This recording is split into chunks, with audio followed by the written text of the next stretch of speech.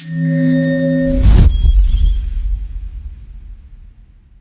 this video, I will be showing you the process of these partitions. You can make new disk partitions from your already existing partitions, or you can merge them together into one. So without further ado, let's get on with it.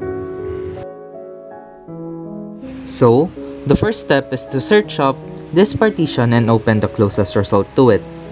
Then, to create new partitions from your already existing partition, just right-click on the existing partition and then click Shrink Volume. You will then be able to input the amount of MB that you want to use for your new partition. Then, the unallocated space will pop up after shrinking your old partition.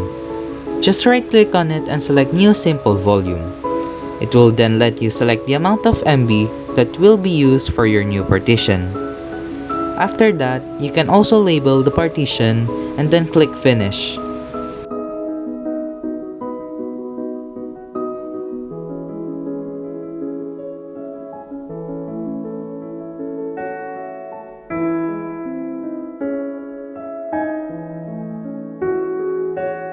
The new partition that you created may now be properly used to store data and files.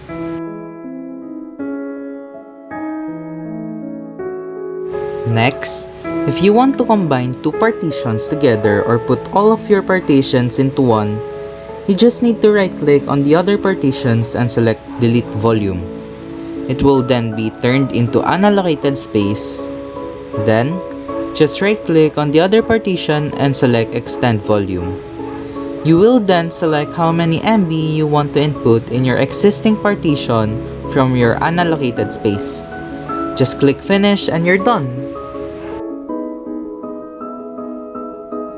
That's it for the tutorial.